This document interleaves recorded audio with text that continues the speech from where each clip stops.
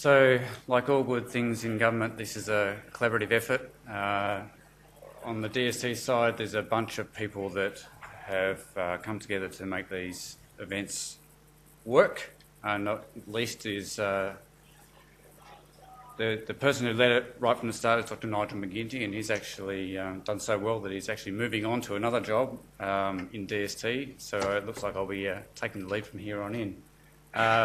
For some of our themes, I've also involved a couple of our divisional research leaders, and they're currently outside doing the meet and greet, so we might see Nick Beagley coming in later to talk to us about the human biotech. Otherwise, I will take it on his behalf.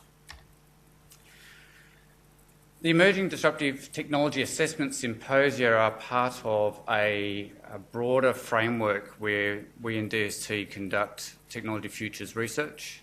And so I've put together this slide which aims to describe that overarching framework where we begin with a general look at what's happening in the world, do a general horizon scan and try to identify those things that are happening which might be emerging and potentially disruptive, particularly for defence and for national security. As we move through our research progress and as we start to identify things, we develop increasingly detailed products. So we have one-page capability cards we put together, and then we have 10 to 20-page technology watch products, which then inform a body of knowledge which drives things such as the Emerging Disruptive Technology Assessment Symposium.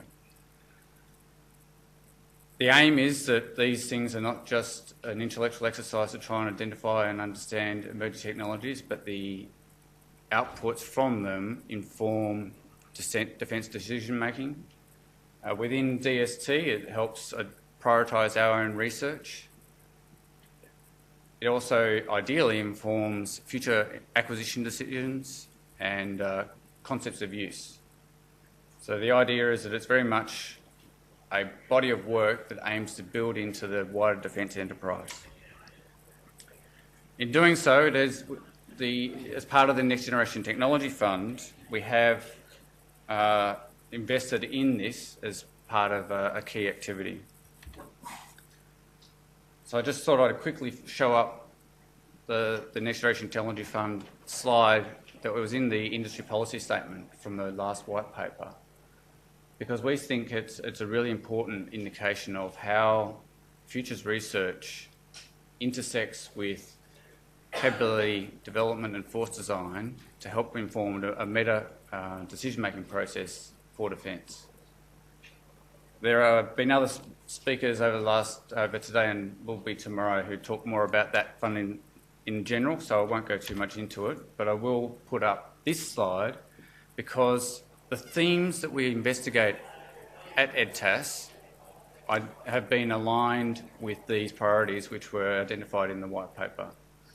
And so over the last 3 years, going back to slightly before the white paper actually came out, we've been looking at some of the themes and that hopefully draw out some of the technology opportunities, and then from that, the military implications for those technologies for defence. So Edtas is a campaign of events. We start with an in-house exploration of the theme, which has been identified, as I said earlier, from some of that other research, and put together from that a scoping paper and an insights paper, which then leads us, with consultation with defence subject matter experts, some of the theme topics which we might consider for each one. We then come together with industry and academia and run a 2-day event, which is a combination of presentations, but more importantly, syndicate sessions where the delegates participate in providing the intellectual input for what is actually going to be important. So we toss around various ideas, we get people who have expertise from across Australia and internationally to come and inform us about what is happening in each theme, and then we together actually come up with those things which we might like to focus on. Following on from that, we run an in-house within defence military implications workshops, And that then comes together to some capability concepts and how those technologies might be applied in defence and in national security. And then we have, that then informs various backcasting validation exercises and hopefully some kind of formal output, such as either research prioritisation and various other reporting. So just quickly looking at some of the themes that we have covered over the last 3.5 years. So the first one predated the white paper, but it's very important because it was on the topic of trusted autonomy. That was done in collaboration with the University of New South Wales in Sydney, and Noetic was an industry partner with that.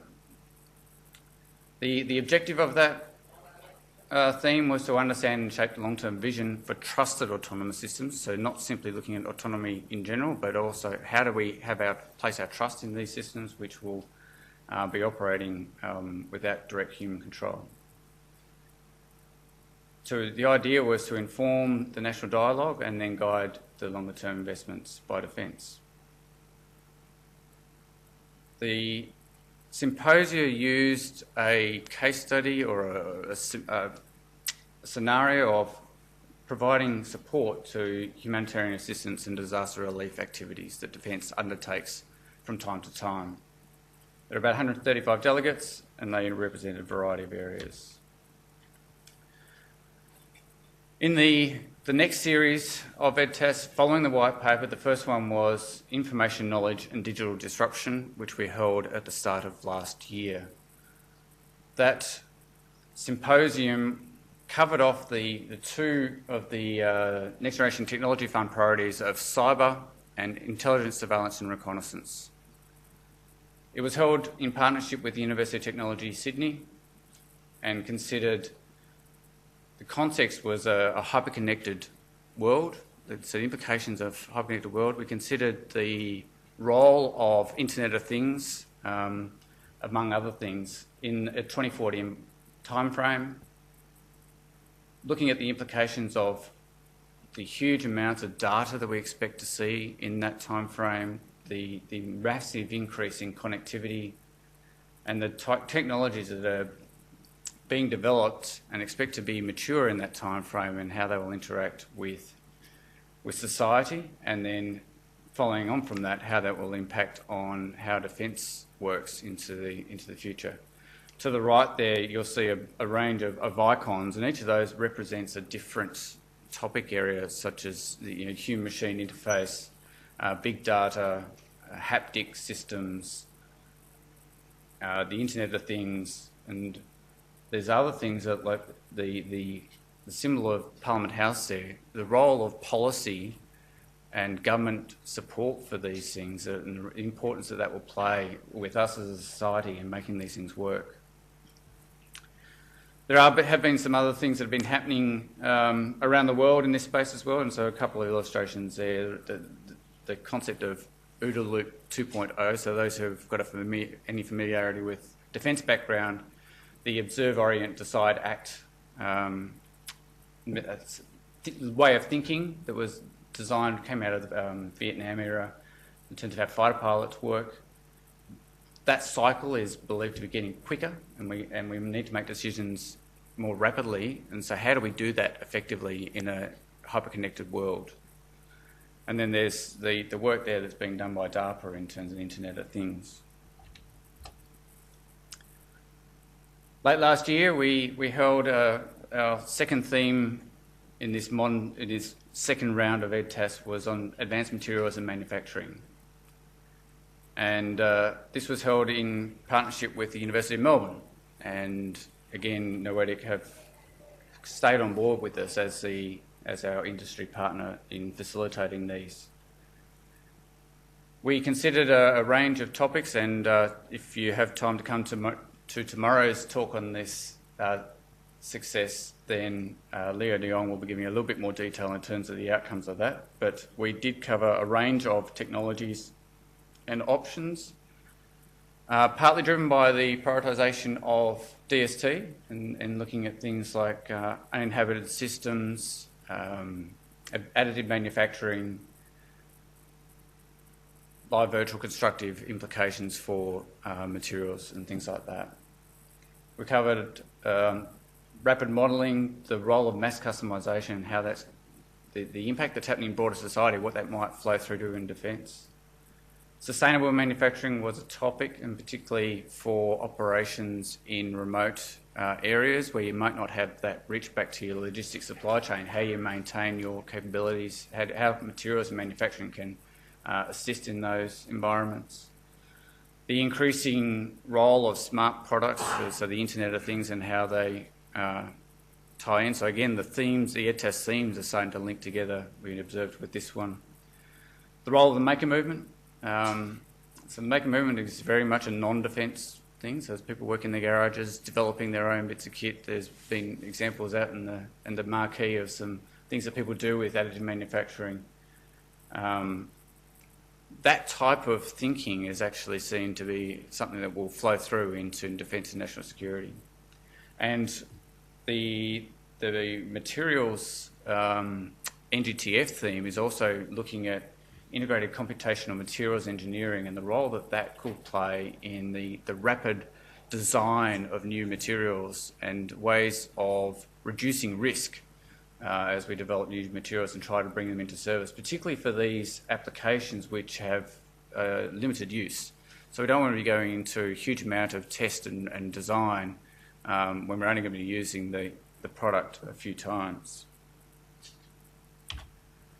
This year we've been looking at human biotechnologies, and this one we explored it in two broad contexts to look at the role of human measurement and human modification. And this theme in particular was one where we focused on that part of that research domain where we in DST do not have a great deal of expertise.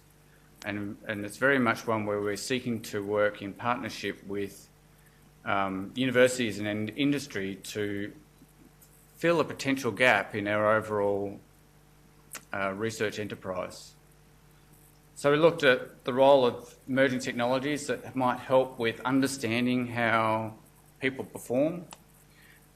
We used the context was the augmented games, and we looked at a range of activities that tested strength or resilience, endurance, cognitive ability to keep thinking in testing environments. And so those things that might help monitor how effectively the person's doing, or which might augment their ability to do it, and then start to think about those things which might adversely impact those things. So we've had a couple of things that, media interest, I think, shows the broader societal interest in these technologies and how they might impact on society and on defence. And obviously, as the Minister now discussed this morning, this is what bring up the Trusted Autonomy CRC, and that is obviously a key outcome from the Trusted Autonomous Edtas that we held in 2015 and 2016. Moving forward, because it's much about, from my perspective, this session is as much about opening up the door for potential future collaborations. We're looking at a variety of themes, and there are some topics from the Next Generation Technology Fund that we haven't covered yet. A key amongst those, and I think it's probably likely to be our next theme, is on space. And with the announcement of the Space Agency earlier this year, there's in development of various defence strategies in space. That topic is something that's obviously important to defence and therefore to defence research. But there are other themes that a Next Generation Technology Fund looks at, so we're thinking about how they might be applied in an EdTAS type scenario. So directed energy is one. Quantum, we held a workshop on quantum in 2016, but not a full EdTAS, so we're thinking about whether we might need to do that. And of course, the world's your oyster. Moving on from this, there's going to be a range of topics which we identify. And so if people have good ideas, feel free to send them our way and we'll throw them into the mix. So that was the end of my presentation, and I think Nick's still caught up with the session outside. So I just got a couple of slides looking at some of the things that we discussed at the Human Biotechnologies, and this was, I think I neglected to mention, it was in partnership with the University of Adelaide, and we held that in May. So we had a range of presentations covering areas, and you can see them up there, what those, and we've got a very talented artist, and that's actually Nick's work. Covering a range of topics, the role of the gut-brain, what they call the gut-brain interface, the microbiome, those microorganisms that we have in each of us, and how they interact with our things like our mental health. So that there's things that people are talking about there, both in monitoring your microbiome and how that might impact it, and also how you might be able to modify the content of your microbiome, the makeup of your microbiome. There was discussion about DNA robots, so very small nano robots. We had Brigadier Craig Schramm gave a presentation on the impact that advancements in human biotechnologies can have on the warfighter and how that is of importance to defence. The role of machine learning and artificial intelligence in making things work better. And the other thing that's topical is things like CRISPR that people might have heard about. So the modification of DNA and how that might be used to help reduce disease and be used in other various testing regimes. So we don't just stay at the technology level, we try to then think about how that might be applied, and here's the man himself just coming in. So we think about how that might be applied in context. So again, this has been work that's been developed through TDCP and thinking about how human biotechnologies might be applied to sense, to think, how they might improve cognition, or we might be able to monitor the ability of the person to operate in contested or stressful environments, and then how that comes together. So the potential for these technologies to be applied in multiple ways, to monitor the health, to augment performance, and applications like that. I don't know if you want to add anything. It's hard to know whether I add anything or just duplicate what you said already. So maybe through questions. Maybe through questions. I can field some of those. So at that, I will conclude and open up the floor. We have 10 minutes so plenty of time for people to delve into, ask more information about what we might have covered already, or to throw some ideas at me for things we might like to cover in the future. If I haven't put you to sleep after lunch. Down the front.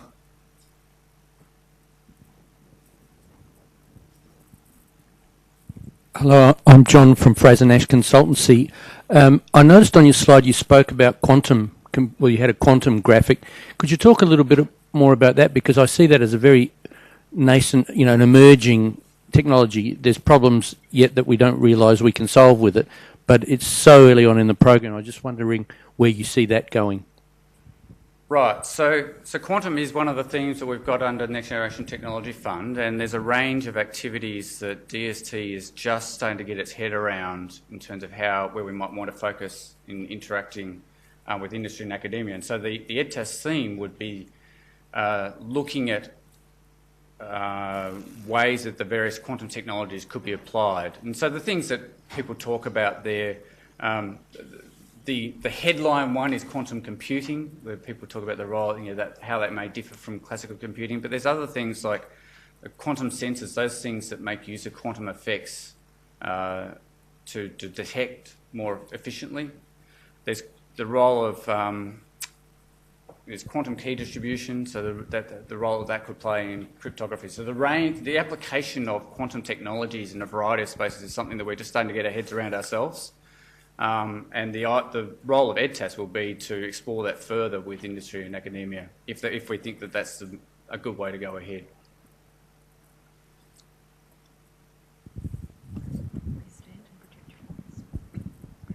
Yeah, hi Dale, Peter Ryan here. Edtas 2017, you talked about smart cities and connected metropolis from 2040. What's happened to that work since that Edtas Symposium was held in DST Group? So that one, there's been a couple of things, I guess, that have flown into, some of those have actually flown into the cyber. The theme lead have taken the outputs from that directly and put it into their own research programs. It also has informed a couple of the force design experimentation programs and where those have gone to date. So they've at the moment, they've kind of gone internal to defence in terms of how we've applied the outcomes from that symposium.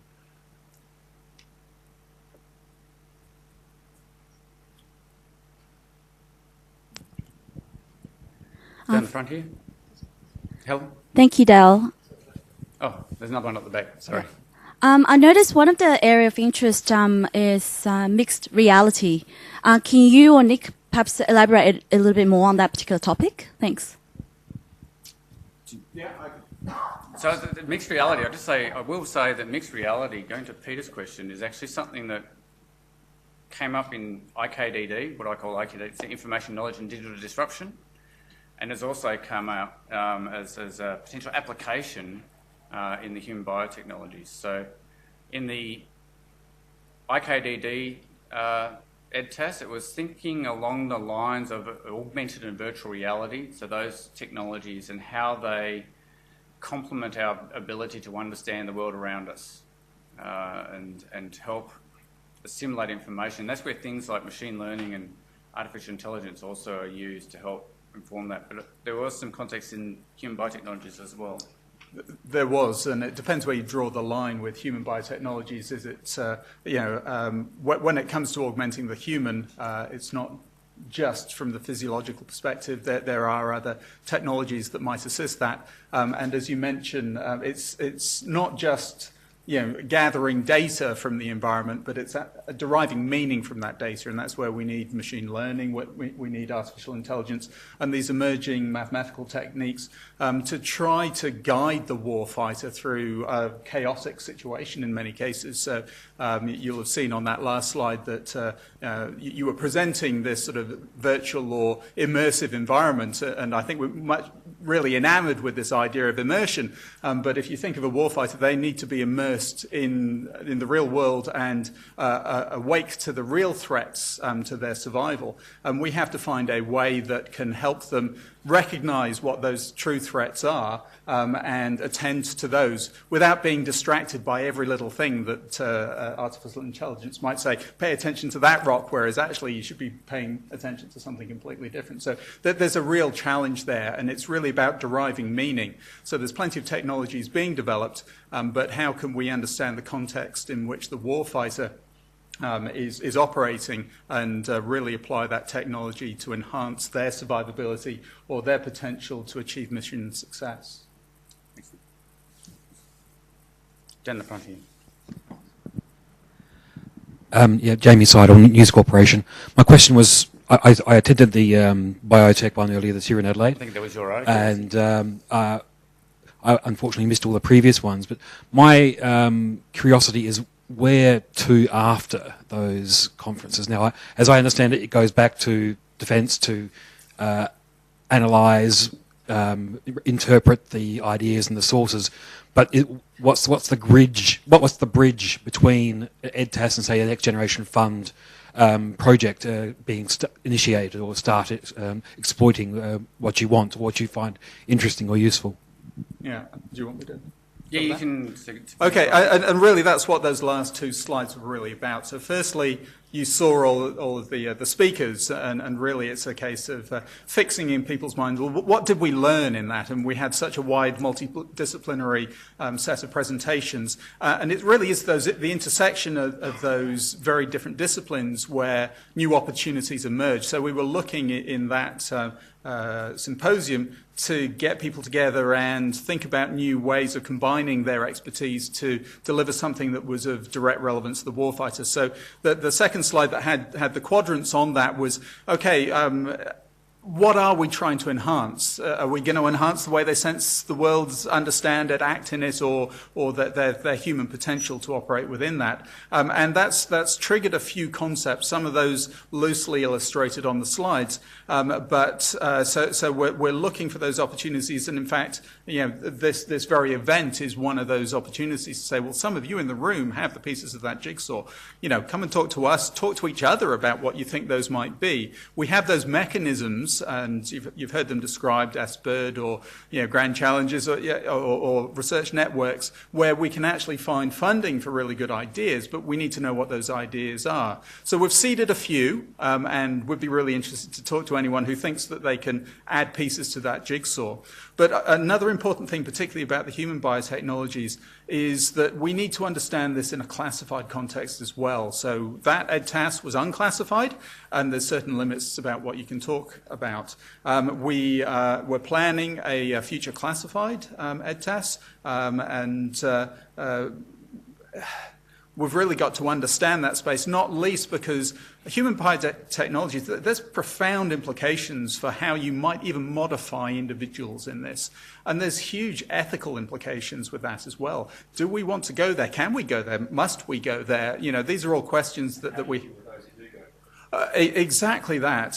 So there's a lot to unpack, and so we're just starting that journey of saying, well, look, we've got to understand this space. We know there's opportunity here, and it's also an opportunity for us to talk to our international partners to say, how are you tackling this as well? Because this is really challenging. So there'll certainly be another Edtas, but it'll be a classified one.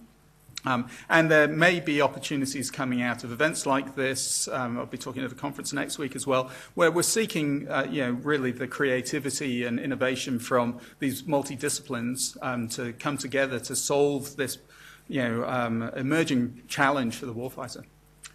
I'll just add to what Nick was just saying too, because this is why I think it's very important that we continue to align the Edtas topics with NGTF themes and priorities. So Nick is actually a theme lead for one of those NGTF priorities. In terms of actually, directly to your question, that's the link.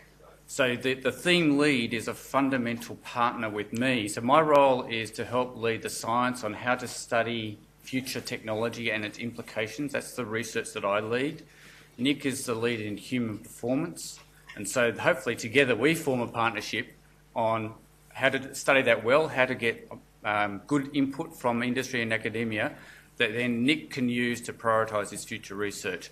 That's the within DST perspective. The other element is that I also interact with our defence colleagues to inform things like force design and the other, like the emerging threat perspective as well, helping inform where other people might like to worry about and understand those priorities as well. So that's the link. I think we've got time for one more question.